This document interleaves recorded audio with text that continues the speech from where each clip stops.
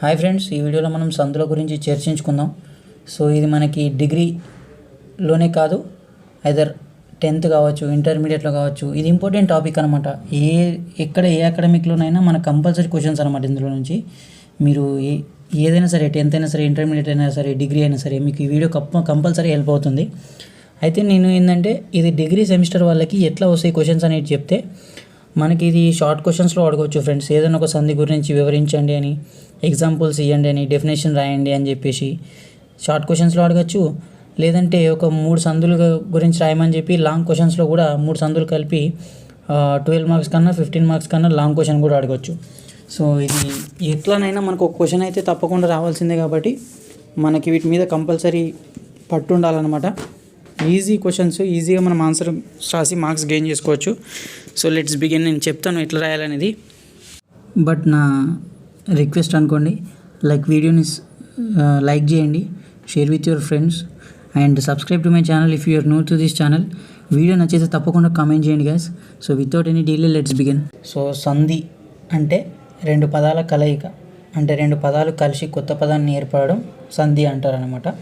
So దీని definition రూపంలో చూసుకుంటే మనం పూర్వ పరస్వరాలకు పరస్వరం ఏకాదేశం అయితే దాన్ని సంధి అంటారనమాట. అంటే పూర్వస్వరం పరస్వరం అంటే ఫస్ట్ పదం సెకండ్ పదం ఆ 2 కలిసి ఒక 3వ పదం ఏర్పడినప్పుడు దాన్ని సంధి అని అంటారనమాట. అయితే మనకి సంధులు కొన్ని రకాలు ఉన్నాయన్నమాట. అయితే మనకు కావాల్సిన ఇంపార్టెంట్ అనుకునే ఎగ్జామ్లో వచ్చేటి మాత్రమే ఇప్పుడు మనం తెలుసుకుందాం. సో ఫస్ట్ వన్ వచ్చేసి సవర్ణ దీర్ఘ సంధి.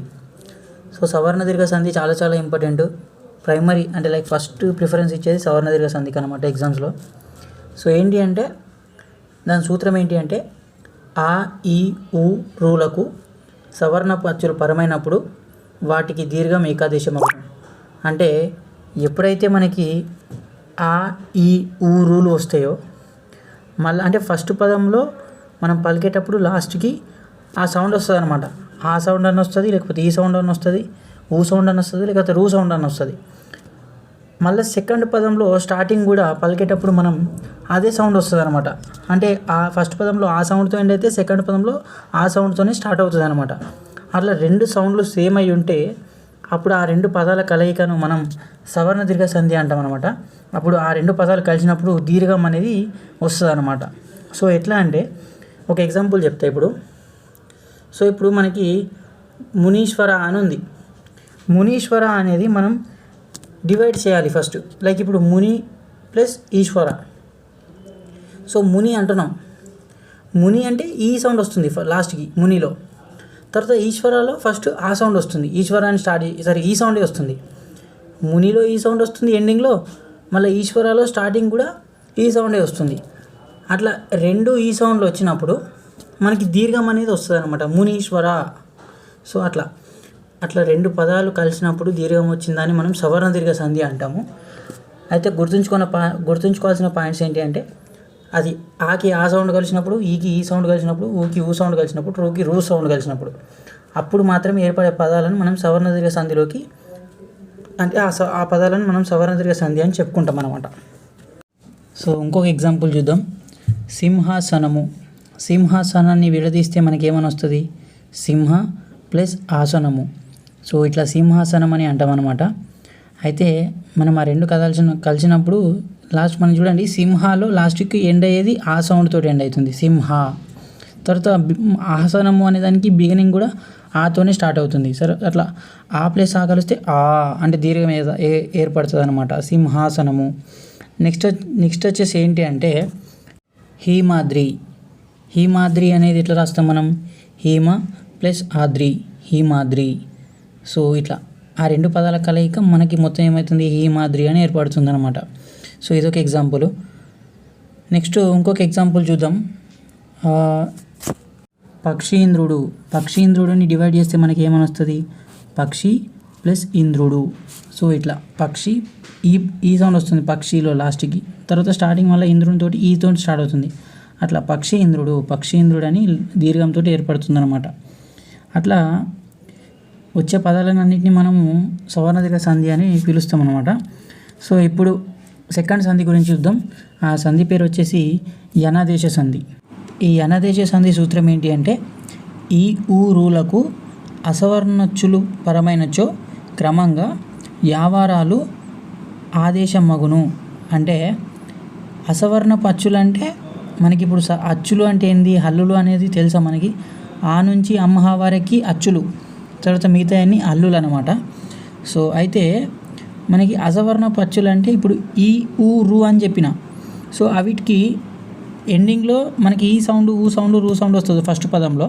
సెకండ్ పదంలో ఏమొస్తుంది, అవే పదాల కలయిక కాకుండా వేరే పదాలు ఏర్పడతాయి, వేరే సౌండ్ వస్తుంది అనమాట. వేరే సౌండ్ కానీ వేరే పదాలు కానీ వచ్చినప్పుడు అది మనము యనాదేశ సంధి అని అంటాం అనమాట. ఇప్పుడు ఇంతకుముందు ఎట్లా అంటే సవర్ణ దీర్ఘ సంధిలో ఫస్ట్ పదం ఎండింగ్లో కూడా సేమ్ సౌండ్ వస్తుండే, సెకండ్ పదం బిగినింగ్లో కూడా సేమ్ పదం వస్తుండే. అట్లా సేమ్ వచ్చినప్పుడు సవర్ణ దీర్ఘ సంధి అంటాం. ఇక్కడ ఫస్ట్ పదం ఎండింగ్లో వేరే సౌండ్ వస్తుంది, సెకండ్ పదం ఎండింగ్లో వేరే సౌండ్ వస్తుంది. దాన్ని మనం యనాదేశ సంధి అని అంటాం అనమాట. సపోజ్ చెప్తా, ఇప్పుడు గురువాజ్ఞ అని ఉంది. సో మనం ఇప్పుడు దీన్ని విడదీసి ఎట్లా రాస్తాం, గురు ప్లస్ ఆజ్ఞ. అంటే ఇప్పుడు మనం చూడండి, గురువులో ఎండింగ్ అనేది ఊ సౌండ్ వచ్చింది, రు అంటే ఊ సౌండ్ వస్తుంది. తర్వాత ఆజ్ఞలో ఆతో స్టార్ట్ అయింది, అంటే ఇక్కడ ఊ ప్లస్ ఆ అని ఏమవుతుంది, ఊ ప్లస్ ఆ కలిస్తే ఏమవుతుంది, వా అవుతుంది. అవునా, ఊ ప్లస్ ఆ రెండు ఒకటేసారి కలిపానండి, వా అనే సౌండ్ వస్తుంది. అట్లా ఇప్పుడు మనం గురువాజ్ఞలో కూడా మనకి వా అనేది వస్తుంది అనమాట. వావత్ వచ్చింది కదా, అట్లా ఆ సౌండ్ వస్తుంది, గురువాజ్ఞ. ఆ రెండు పదాల కలయిక మనకి గురువాజ్ఞలాగా ఏర్పడుతుంది అనమాట. సో ఇది ఫ్రెండ్స్, అంటే రెండు ఏంటంటే అసవర్ణ అచ్చులు కలిసినప్పుడు, అంటే సేమ్ అచ్చులు కలవకుండా వేరే అచ్చులు కలిసినప్పుడు ఏర్పడే పదం యనాదేశ సంధి అనమాట. సో సెకండ్ ఎగ్జాంపుల్ చూద్దాం. ఇప్పుడు పిత్రాంశ అని ఉంది. సో దాన్ని డివైడ్ చేసి ఎట్లా వస్తుంది, పితృ ప్లస్ అంశ. అంటే పితృ అనేటప్పుడు ఊ సౌండ్ వస్తుంది, తనకి అంశ అనే కలుస్తుంది. సెకండ్లో ఏమవుతుంది, ఆ సౌండ్ వస్తుంది. అంటే ఊ ప్లస్ ఆ కలిసినప్పుడు పిత్రాంశలాగా ఏర్పడుతుంది అనమాట. అవునా. సో నెక్స్ట్ వచ్చేసి ఏంటంటే ప్రత్యక్షము. ఈ పదం చూడండి, దీన్ని డివైడ్ చేసినప్పుడు ఎట్లా వస్తుంది, ప్రతి ప్లస్ అక్షము. అంటే ప్రతిలో ఈ సౌండ్ వస్తుంది ఎండింగ్లో, తర్వాత సెకండ్ ఎట్లా బిగిన్ అవుతుంది, ఆతో బిగిన్ అవుతుంది. ఈ ప్లస్ ఆ కలిసినప్పుడు మనకి ఏమైనా ఫామ్ అవుతుంది అని చెప్పిన, యా ఫామ్ అవుతుంది. అవునా. సో ఈ ప్లస్ ఆ కలిసినప్పుడు యా ఫామ్ అవుతుంది. ఈ రెండు కలిపి చదవండి, యా అనే సౌండ్ వస్తుంది. మనకి డెఫినేషన్ కూడా అదే. ఈ ఊరులకు అసవర్ణపు అచ్చులు పరమైనప్పుడు, అంటే ఈ ఊరులకు అవే అచ్చులు కాకుండా వేరే అచ్చులు కలిసినప్పుడు అవి యావారాలుగా సౌండ్ వస్తుంది అనమాట. యావారాలుగా క్రమంగా యావారాలు అనేటివి ఆదేశం అవుతాయి అన్నమాట. సో మనకి ఇప్పుడు ఎగ్జాంపుల్స్లో కూడా అవే మనకు డీటెయిల్గా నేను క్లియర్గా ఎక్స్ప్లెయిన్ చేస్తున్నాను ఇక్కడ. ఫ్రెండ్స్ ఇప్పుడు మనం థర్డ్ వన్ వచ్చేసి వృద్ధి సంధి మనం డెఫినేషన్ తెలుసుకుందాం. సో దాని సూత్రం ఏంటి అంటే, అకారమునకు ఏ ఐలు పరమైనచో ఐకారమును, ఓ ఔలు పరమైనచో ఔకారము ఆదేశమగును అనమాట. అంటే దాని అర్థం ఏంటి అంటే, మనం రెండు పదాల కలయికను సంధి అని చెప్పినాం. సో ఫస్ట్ పదం యొక్క ఎండింగ్, సో ఫస్ట్ పదం యొక్క చివరి సౌండ్ మనకు ఆతోని ఎండ్ అయ్యి, సెకండ్ పదం యొక్క స్టార్టింగ్ మనకి ఏ లేదా ఐతోని స్టార్ట్ అయినప్పుడు అప్పుడు మనకి ఐ అనే సౌండ్ వస్తుంది అనమాట. అంటే రెండు కలిపినప్పుడు ఐ అనే సౌండ్ వస్తుంది. లేదా ఫస్ట్ పదం ఎండింగ్లో ఆ సౌండ్ వచ్చి సెకండ్ పదం స్టార్టింగ్లో ఓ కానీ ఔ కానీ వస్తున్నప్పుడు అప్పుడు మనకి ఆ రెండు పదాలు కలిసినప్పుడు ఔకారం అనేది వస్తుంది అనమాట. ఔ అనే సౌండ్ అని వస్తుంది. సో అలాంటి పదాలను మనం దేని కిందకి తీసుకుంటామంటే వృద్ధి సంధి కిందకి తీసుకుంటాం. ఇప్పుడు మీకు ఉదాహరణలు చెప్తా. ఏకైక అనే ఉంది ఒక పదం. ఏకైకని మనం డివైడ్ చేయండి, ఎట్లా వస్తుంది, ఏక ప్లస్ ఏక, ఆ రెండు కలిస్తే ఏకైక అని అంటాం. సో మనం ఫస్ట్ పదంలో చూడండి, ఏకాలో ఫస్ట్ ఆ సౌండ్ వచ్చింది, కా అంటే ఆ సౌండ్ వస్తుంది. తర్వాత సెకండ్ పదం దానికి ఆకి ఏ సౌండ్ అనేది ఏ అనేది కలిసిందనమాట. ఆ సౌండ్కి ఏ అనేది కలిసినప్పుడు మనం సూత్రం ప్రకారం అకారమునకు ఏ ఐలు కలిసినప్పుడు ఐ అనే సౌండ్ ఏర్పడుతుంది అనమాట, రెండు కలిసినప్పుడు. అప్పుడు అందుకే మనం ఏమంటున్నాం, ఆకి ఏ కలిసింది కాబట్టి ఏ కై అంటున్నాం, అంటే ఐ సౌండ్ వస్తుంది రెండు కలిపినప్పుడు. అవునా. సో ఈ సంధిని మనం ఏమంటాం, వృద్ధి సంధి అని అంటాం అనమాట. సో సెకండ్ ఎగ్జాంపుల్ తీసుకుందాం. అందరికీ కామన్ తెలిసిందే మహౌషధము అని అంటాం. సో మహా ప్లస్ ఔషధము అంటే మనకి మహా అన్నప్పుడు ఎండింగ్లో ఆ సౌండ్ వస్తుంది, సెకండ్ స్టార్టింగ్లో ఔ సౌండ్ వస్తుందన్నమాట.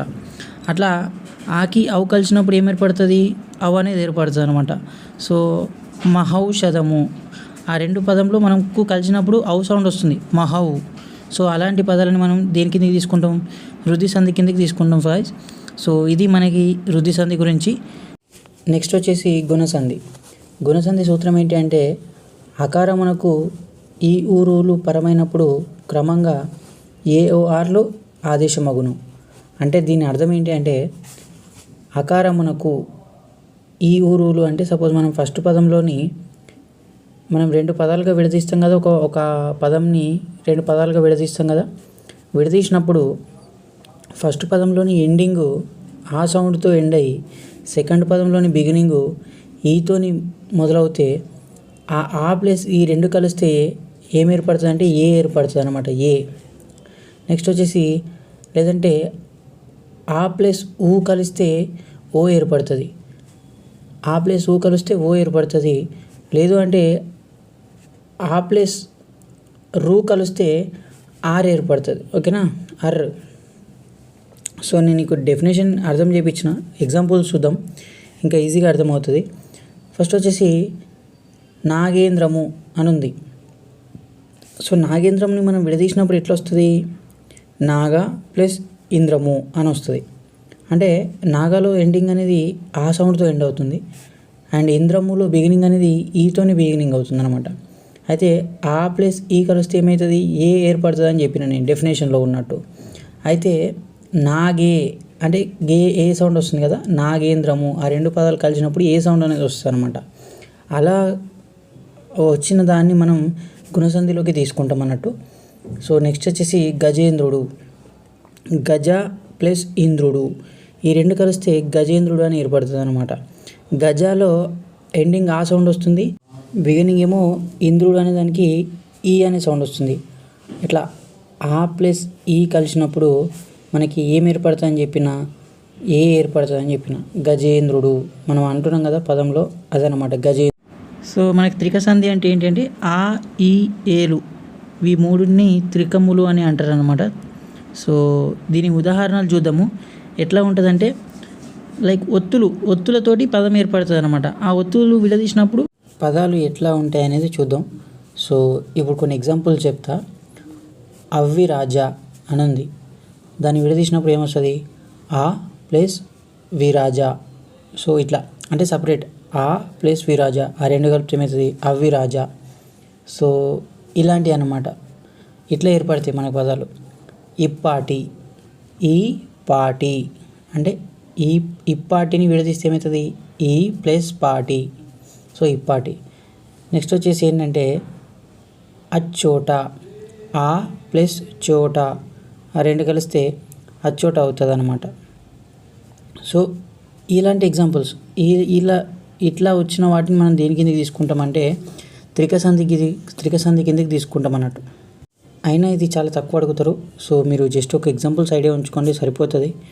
అండ్ నేను చెప్పిన ఫస్ట్ 4 అయితే ఇంపార్టెంట్. ఏది, సవర్ణ దీర్ఘ సంధి, యనదేశ సంధి, గుణ సంధి మరియు వృద్ధి సంధి. సో ఇవి 4 ఇంపార్టెంట్. ఇవి సంస్కృత సంధులు అని అంటారు. అండ్ ఇంకా కొన్ని సంధులు చూద్దాం. సో గసడ దవాదేశ సంధి చూద్దాం. గసడ దవాదేశ అంటే మనకి ఆ పేరులోనే ఉందన్నమాట. ఏమని, సూత్రం ఏంటి, ప్రథమమిది పురుషాలకు గసడ దవలు ఆదేశమగును. అంటే మనం ఏదైనా సరే పదాన్ని కలిపినప్పుడు ఆ గస గ స డ వ ఇలాంటి పదాలు కనబడతాయి అన్నమాట. కొన్ని ఉదాహరణలు చూద్దాం. ఇప్పుడు తల్లిదండ్రులు అంటాం మనం. తల్లిదండ్రులు అని కలిపినప్పుడేమో తల్లి దా అంటున్నాం, దండ్రులు అంటున్నాం. కానీ విడదీసినప్పుడు ఏంటంటాం, తల్లి ప్లస్ తండ్రులు. సో ఇట్లా అంటే తల్లి ప్లస్ తండ్రులు అంటున్నాం, కలిపినప్పుడేమో తల్లి దండ్రులు అంటున్నాం. సో అట్లా దా సౌండ్ అనేది వస్తుంది అనమాట. దా అనే పదం ఏర్పడుతుంది రెండు పదాల కలయికలో. అప్పుడు దాన్ని మనం దేని కిందకి తీసుకుంటామంటే గసడ దవాదేశ సంధి కిందకి తీసుకుంటాం అనమాట. నెక్స్ట్ కూరగాయలు అవి రెండేంటి, కలిపినప్పుడేమో కూరగాయలు అంటున్నాం, విడదీసినప్పుడు ఎట్లా పలుకుతాం, కూర ప్లస్ కాయలు. సో కూర ప్లస్ కాయలు ఆ రెండు కలిపినప్పుడు కూరగాయలు అని వస్తుంది. సో అట్లా గా అనే పదం ఏర్పడుతుంది. దాన్ని మనం గసడవాదిశ సంధిలో తీసుకుంటాం అన్నమాట ఆ పదాన్ని. ఇంకోటి ఏంటంటే పసుపు కుంకుమ అంటాం కలిపినప్పుడు. విడదీసినప్పుడు ఇట్లా పసుపు ప్లస్ కుంకుమ, ఆ రెండు విడదీసి పలికినప్పుడేమో ఇట్లా పలుకుతాం, పసుపు అలాగ పలుకుతాం, కుంకుమ వేరేలాగా పలుకుతాం. అదే రెండు కలిపినాం అనుకోండి పసుపు కుంకుమ అంటాం అనమాట. సో అట్లా అప్పుడు ఏమవుతుంది, గు అనే పదం ఏర్పడుతుంది. అంటే నథింగ్ బట్ గా కిందికి వస్తుంది అనమాట. అట్లా కలిపినప్పుడు వేరే సౌండ్ వేరే పదం ఏర్పడడాన్ని మనం దేని కింద అంటే గసడవాదిశ సంధి కిందకి తీసుకుంటాం అన్నట్టు. ఇప్పుడు రుగాగమ సంధి చూద్దాం. నేనేంటంటే ఫ్రెండ్స్ ఎక్కువ రిపీటెడ్ అయిన క్వశ్చన్స్, ఎక్కువ రిపీటెడ్ అయిన సంధుల గురించి డిస్కస్ చేస్తున్నా. సో రుగాగమ సంధి కూడా వస్తూ ఉంటుంది అప్పుడప్పుడు. సో కర్మధారయమునందు పేదాది శబ్దములకు ఆలు శబ్దము పరమైనప్పుడు రుగాగమగును అని దీని సూత్రం అన్నమాట. అంటే ఏదైనా సరే ఎట్లా వస్తుంది అంటే ఒక ఎగ్జాంపుల్ చూద్దాం. ఇప్పుడు పేదరాలు అని ఉంది. పేదరాలు అని కలిపినప్పుడేమో పేదరాలు అని పలుకుతున్నాం. సో అని విడదీసినప్పుడు ఎట్లా పలుకుతామంటే దాన్ని పేద ప్లస్ ఆలు. అంటే ఈ సంధిలో ఎట్లా అంటే సెకండ్ పదం ఉంటుంది కదా పరస్వరం, అది ఎట్లా వస్తుంది అంటే ఆలు ఆలు ఆలు అన్నట్టు వస్తాయి అన్నమాట. అలా వచ్చే పదాలన్నీ మనం కలిపినప్పుడు రా సౌండ్ వస్తుంది. ఇక్కడ కొమరాలు అని ఉంది, కోమ ప్లస్ ఆలు.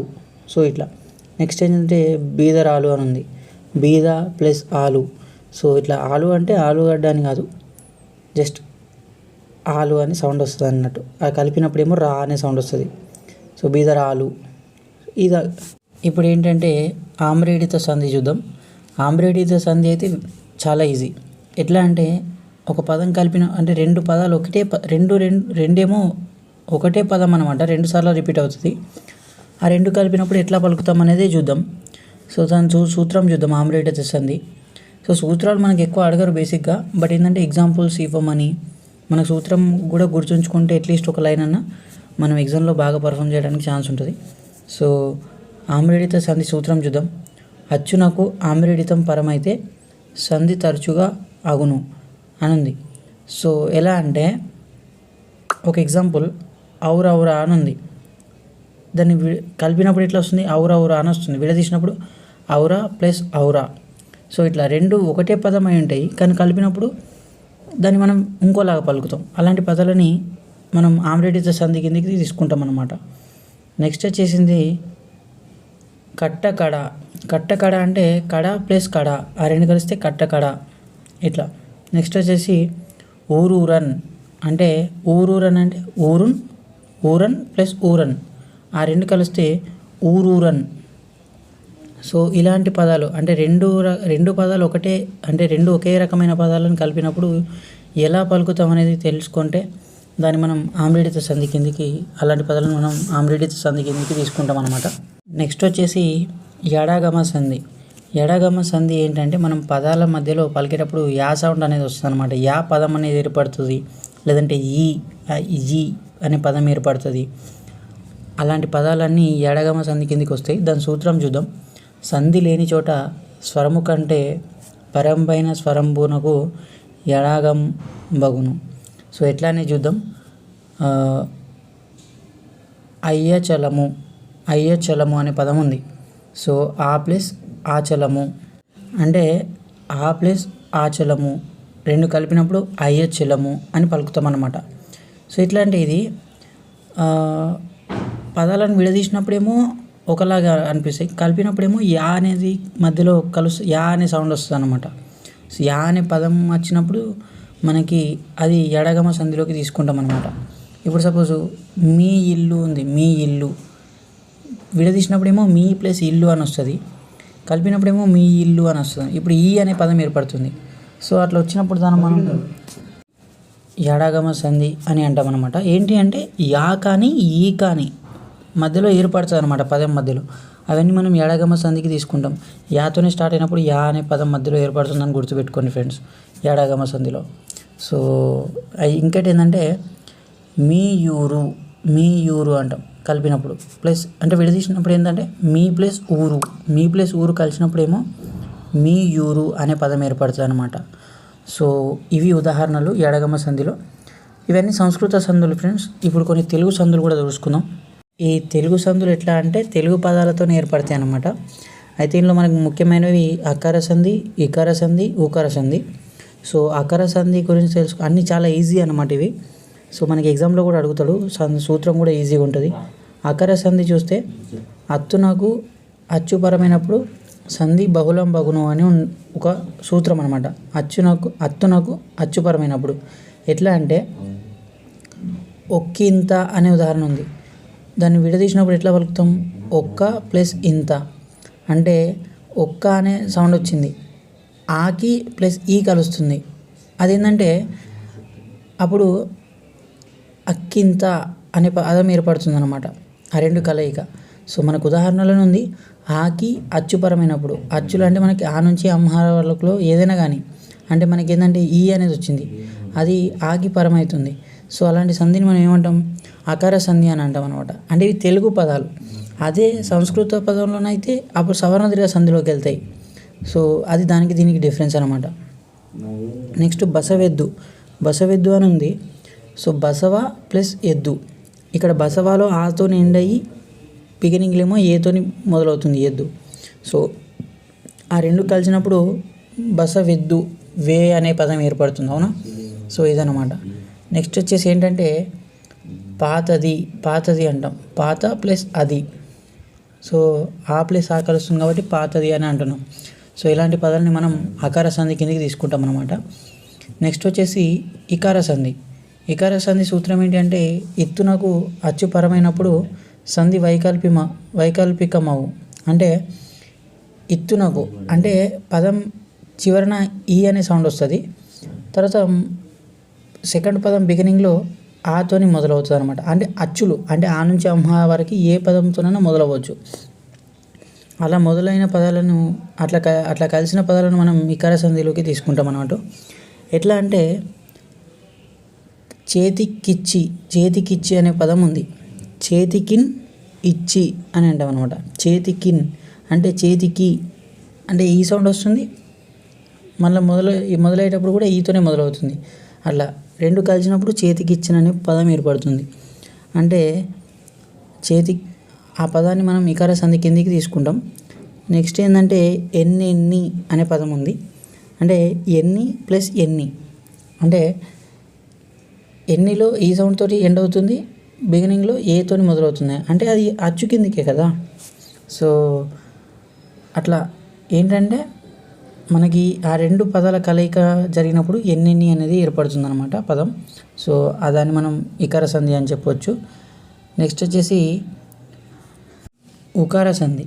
అంటే ఒత్తునకు అచ్చుపరమైనప్పుడు సంధి నిత్యము అన్నమాట. అంటే ఫస్ట్ పదంలో ఎండింగ్లో ఊ అనే పదం వస్తుంది, బిగినింగ్లో సెకండ్ పదం బిగినింగ్లో ఏదైనా అచ్చు రావచ్చు, అది ఏ అచ్చైనా కావచ్చు. అచ్చు అంటే ఆ నుంచి అమ్మ వరకు ఏదైనా కావచ్చు. సో అట్లా వచ్చినప్పుడు దాన్ని మనం ఉకార సంధి కిందకి తీసుకుంటాం. ఎట్లా ఉందంటే ఒక ఉదాహరణ కాపిడి అనే పదం తీసుకున్నాం అనుకోండి. కాపు ప్లస్ ఇడి. కాపులో ఎండింగ్ ఊ సౌండ్ వస్తుంది, నెక్స్ట్ ఇడిలో బిగినింగ్ ఈతోని మొదలవుంది కాబట్టి దాన్ని మనం కాపిడి అని పలుకుతున్నాం. సో ఇలాంటి పదాలని మనం ఉకార సంధి అని చెప్పొచ్చు. నెక్స్ట్ వచ్చేసి ఇట్టున్నది అని అంటాం కదా. సో దాన్ని విడదీసినప్పుడు ఇట్టు ప్లస్ ఉన్నది. సో ఇట్టు అన్నప్పుడు ఊతో ఎండ్ అవుతుంది, ఉన్నది అన్నప్పుడు అచ్చు అన్నప్పుడు ఊ అనేది అచ్చు కిందకి వస్తుంది. సో అట్లా మొదలవుతుంది. అట్లా ఎండింగ్ ఇట్లా బిగినింగ్ అయినప్పుడు దాన్ని మనం కలిపి ఎట్లా పలుకుతామంటే ఇట్టున్నది అని పలుకుతాం. దాన్ని మనం ఉకార సంధి కిందకి తీసుకోవచ్చు. నెక్స్ట్ వచ్చేసి ఏంటంటే ప్రొద్దెక్కు అంటే విడదీసినప్పుడు ఎట్లా వస్తుంది? ప్రొద్దు ప్లస్ ఎక్కు. అంటే ప్రొద్దులో ఎండింగ్ ఊతో ఎండ్ అయ్యి బిగినింగ్ అనేది ఏతోని బిగినింగ్ అవుతుంది సెకండ్ పదం, అంటే అచ్చుతోని బిగినింగ్ అవుతుంది కాబట్టి ప్రొద్దెక్కు అని కలిపినప్పుడు ప్రొద్దెక్కు అని పలుకుతున్నాం. సో ఇలా వచ్చే పదాలన్నింటినీ మనం ఉకార సంధిలోకి తీసుకుంటాం అన్నమాట. సో మ్యాక్సిమం మీకు ఇంపార్టెంట్ సందులన్నీ కవర్ అయినట్టే. ఇందులో నుంచి మీకు క్వశ్చన్స్ అయితే ఎటు పోవు, డెఫినెట్గా ఇందులో నుంచి క్వశ్చన్స్ వస్తాయి. సో నేను ఒక 1 వీడియోలో ఇదంతా కవర్ చేసిన. సో కొంచెం టైం టేకింగ్ అబ్బా వీడియో చేయడం. సో మీరేంటంటే జస్ట్ వీడియోని లైక్ చేయండి, సబ్స్క్రైబ్ చేసుకోండి, కొత్త వాళ్ళు అయితే షేర్ విత్ యువర్ ఫ్రెండ్స్. సింపుల్గానే అర్థమైంది అనుకుంటున్నా. సో ఫర్దర్గా ఇలాంటి వీడియోస్ కావాలనుకుంటే నా channel subscribe. Thank you. Bye bye.